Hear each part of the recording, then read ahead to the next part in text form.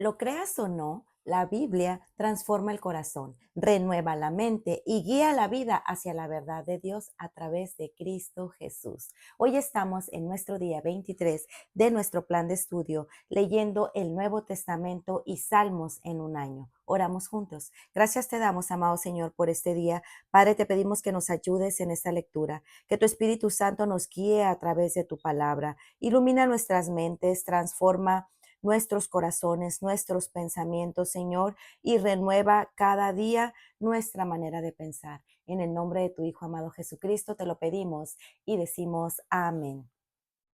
Mateo 17. La transfiguración. 6 días después Jesús tomó con él a Pedro, a Jacobo y a Juan su hermano y los llevó aparte a un monte alto. Delante de ellos se transfiguró y su rostro resplandeció como el sol y sus vestiduras se volvieron blancas como la luz. En esto se les aparecieron Moisés y Elías hablando con él. Entonces Pedro dijo a Jesús: Señor, bueno es que estemos aquí. Si quieres, haré aquí 3 enramadas, una para ti, otra para Moisés y otra para Elías.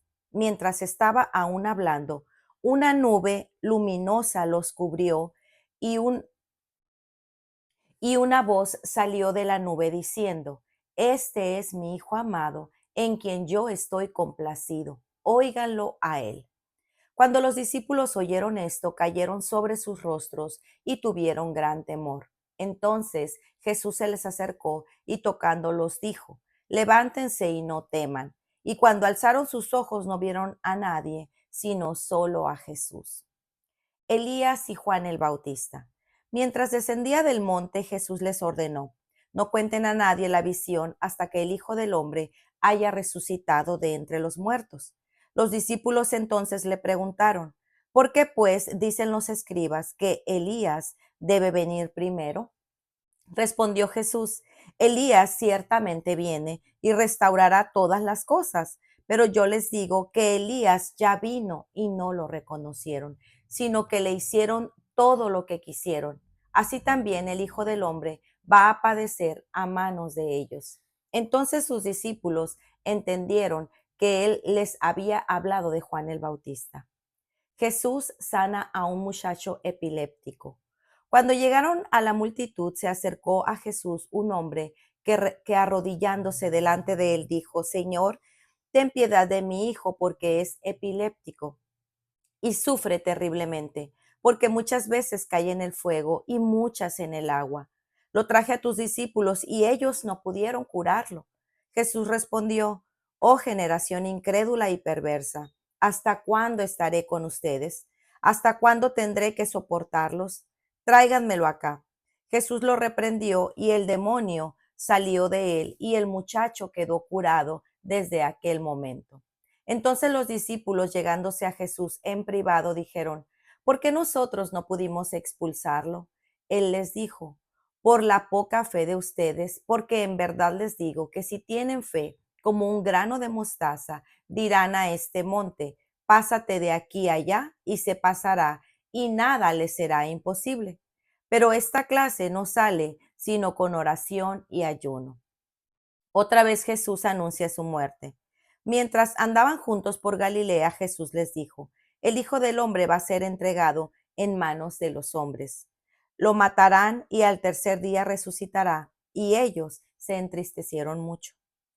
Pago del impuesto del templo. Cuando llegaron a Capernaum, se acercaron a Pedro los que cobraban los 2 dracmas del impuesto del templo y dijeron: ¿No paga su maestro el impuesto del templo? Sí, contestó Pedro. Y cuando él llegó a casa, Jesús se le anticipó diciendo: ¿Qué te parece, Simón? ¿De quiénes cobran tributos o impuestos los reyes de la tierra? ¿De sus hijos o de los extraños? De los extraños, respondió Pedro. Entonces los hijos están exentos, le dijo Jesús.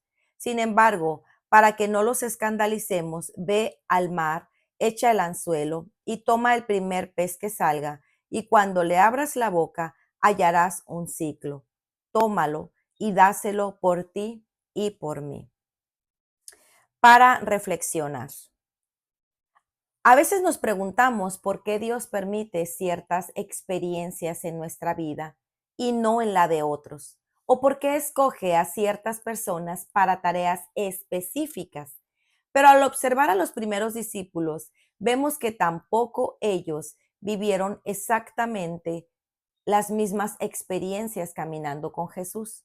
Por ejemplo, Pedro, Jacobo y Juan fueron testigos de la transfiguración, una revelación gloriosa de la divinidad de Cristo. No todos vivieron eso, pero cada uno recibió lo necesario para cumplir el propósito que Dios tenía con su vida.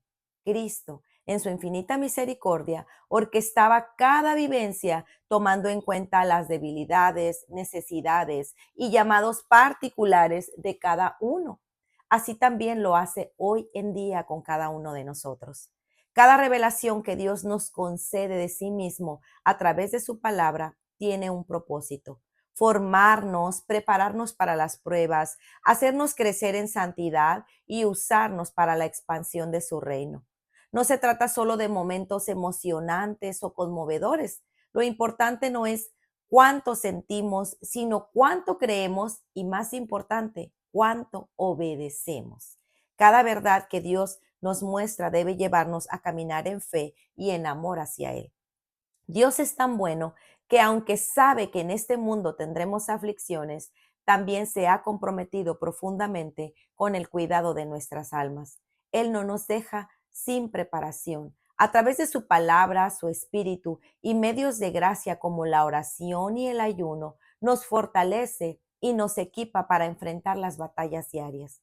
Como soldados que se alistan para la guerra, así debemos vivir, conscientes, vigilantes, fortalecidos en el poder de su fuerza, vestidos con la armadura que Él mismo nos ha provisto. Jesús mismo vivió así. Su vida estaba completamente rendida a la voluntad del Padre. Tan arraigado estaba en su identidad, misión y comunión con Dios que ni siquiera el anuncio de su muerte lo hizo apartarse del camino. En Mateo 17, 22 al 23, vemos cómo se les anticipa a los discípulos que será entregado, que morirá y resucitará al tercer día. Ellos se entristecieron mucho, pero Jesús, lejos de retraerse o paralizarse por lo que se aproximaba, siguió sirviendo, sanando, enseñando y cumpliendo fielmente cada parte de la obra que el Padre le había encomendado.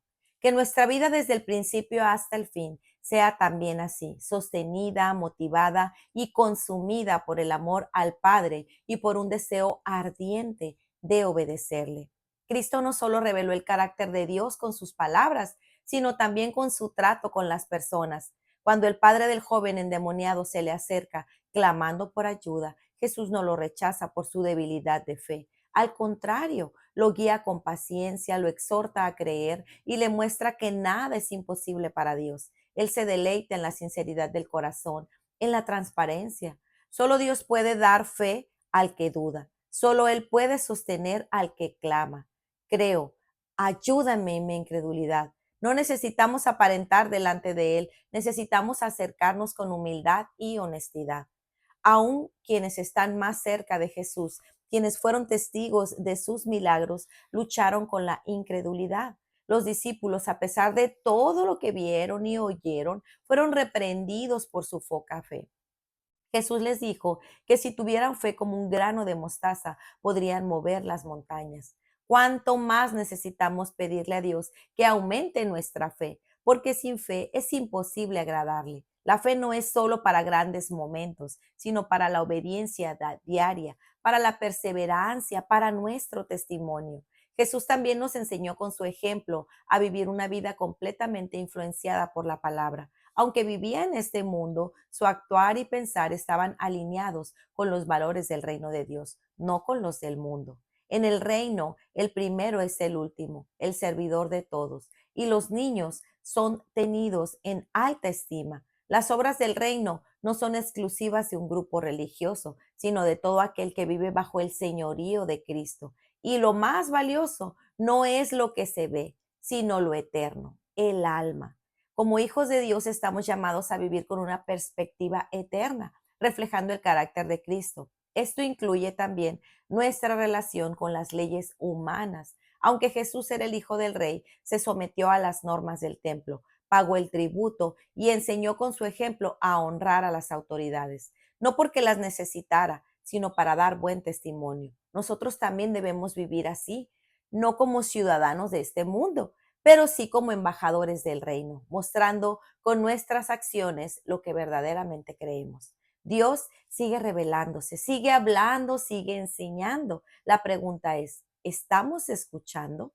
¿Estamos respondiendo con fe, con obediencia, con humildad? Para meditar, ¿cómo estás respondiendo a las revelaciones que Dios te ha dado a través de su palabra? ¿Te ha llevado a actuar por fe? ¿Tu vida está siendo fortalecida en oración, ayuno y meditación bíblica como una preparación diaria para la batalla espiritual? ¿Estás viviendo por amor al Padre y con la mirada puesta en lo eterno como lo hizo Jesús? ¿Cómo estás enfrentando tus dudas? ¿Te acercas con sinceridad como el Padre que clamó, creo, ayúdame en mi incredulidad? ¿Estás reflejando en tu vida el carácter de Dios y los valores de su reino o estás moldeado por los del mundo? Honras a Dios también en las cosas pequeñas, como en tu relación con las autoridades, tus responsabilidades civiles o tu testimonio diario. Mucho que pensar, ¿cierto? Pues muy bien, amigos, este ha sido nuestro día número 23. Nos vemos el día de mañana. Que el Señor les bendiga grandemente. Hasta pronto. Bendiciones.